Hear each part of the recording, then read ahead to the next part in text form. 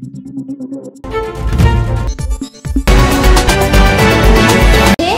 Live 24/7. This is AGT Live 24/7. আসছে বাংলা নববর্ষকে কেন্দ্র করে আমবাসা এলাকার শিক্ষক স্বপন নমো আমবাসা এলাকার বিভিন্ন বিদ্যালয়ের মিড ডে মিল ওয়ার্কার্সদের মধ্যে বস্ত্র বিতরণ করেন। শিক্ষক স্বপনবাবু বলেন, বিদ্যালয়গুলিতে মিড ডে মিল রান্না করে উনারা মাত্র 2,500 টাকা মাস শেষে পান, আর এই স্বল্প আয়ে উনাদের চলতে খুবই কষ্ট হয়। তাই নববর্ষের দিনে উনাদের মুখে হাসির ফোটাতে উনার এই উদ্যোগ।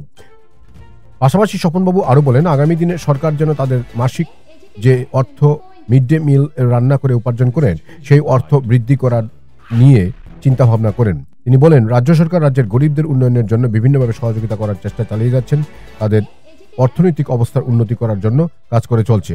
স্বপনবাবু আশা করেন, সরকার বিদ্যালয়গুলিতে মিড ডে মিল রান্না তৈরি করার কাজে নিয়োজিত মহিলাদের মাসিক আয় বৃদ্ধি করার দিকে নজর দেবে। এদিন বিভিন্ন স্থানে গিয়ে স্বপনবাবু 76 জন মিড ডে মিল তৈরি করার কাজে নিয়োজিত মহিলাদের হাতে নতুন বস্ত্র তুলে দেন। নতুন বস্ত্র পেয়ে খুশি মহিলারাও। Bureau report, AGT live 24/7। মূল্য দেয় না অনেকে, কিন্তু মূল্য দেওয়া উচিত প্রত্যেকটা বাচ্চা। আজকে যারা সরকারি স্কুলে পড়ে প্রত্যেককে মোট 76টি কাপড় আমবাসা এলাকার সাব ডিভিশনের 76 জন মিড ডে মিল কর্মীকে নানা স্থানে বিতরণ করি। প্রকৃতপক্ষে তারা বেতন পায় 2,500 টাকা এবং তাদের কোনো লাইফ ইন্স্যুরেন্স নেই। যদি আগুনে লাগে এবং কেউ মারা যায়, রান্নারত অবস্থায় রান্না করার সময় যদি মারা যায়, তাদেরকে সাহায্য করার মতো কেউ নেই। আমি সরকারের কাছে প্রার্থনা করব যে ওদের একটা ইন্স্যুরেন্স করার জন্য, যে আগুন লেগে যদি কোনো ডেথ হয় তাদের জন্য একটা ইন্স্যুরেন্স করার জন্য, পাশাপাশি তাদের বেতন বৃদ্ধি। এবং তাদের একটা সমস্যা রয়েছে, তারা নাকি 10 মাসের বেতন পায়, অর্থাৎ 12 মাসের বেতন পায় না। সেই ক্ষেত্রেও একটা পদক্ষেপ নেওয়া দরকার। আমাদের সরকার খুব গরিবের জন্য একটা সহায়ক সরকার, আশা করি এই সমস্যার সমাধান করবে।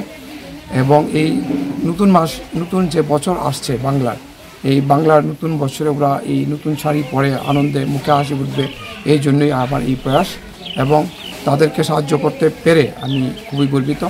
আশা করি তাদের যে দুরবস্থা বিভিন্ন লোকের সহায়তায় এবং আমাদের সরকারের সহায়তায় একদিন বুঝবে এবং সবাই তাদেরকে সাহায্য করবে, তাদের পাশে দাঁড়াবে, এই আশা। নমস্কার।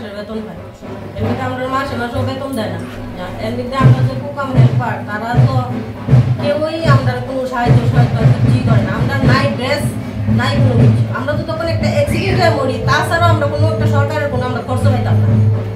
সেদিন কিছুদিন আগে আমরা চান্দাই পাড়া তুই একটা ঘটনা হয়েছে, আমরা সবাই সামনে আসলো, সবাই আছে আগাও কেউ আর আজ্ঞা না, কিন্তু এই সিলিন্ডারের ভিতরে আমি গিয়ে আগাইছি, আমরা একজন তৈল স্যার আসলো, উনি গিয়ে আগাইছে, আমরা দুজনে গিয়ে হেল্প করে আর কি পাইছি। কিন্তু আমরা যদি অ্যাক্সিডেন্ট হয়ে একটা মারা যায়, যে আমরা যে বর্তমান যে আমরা চিকিৎসা করবো এটাও আমরা পাইতাম না। আমরা তাহলে আমরা আর্থিক অবস্থা এমনি দুর্বল, তাহলে আরো দুর্বল হয়ে যাবে, এমনি আমরা মারা যাবো।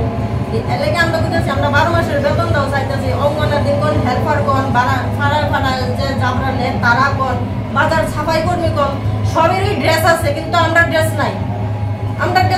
আমরা এই যে 2,500 টাকা, এই যে বাজার বাড়ি যে সাফাই নেয় তারাও 4,000 টাকা বেতন না। আমরার মতো কত ভাই 2,500 টাকা, 2,500 টাকা একটা টাকা।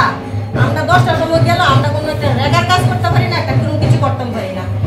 এটাই আমার কাছে বক্তব্য। আমরা 12 মাসের বেতনটা পাইতাম, আমরা ড্রেস পাইতাম, আমরা বেতনটা দিনে দিন বাড়তো। এই যে আগুনের মধ্যে থাকে সেই AGT Live 24/7. This is AGT Live 24/7.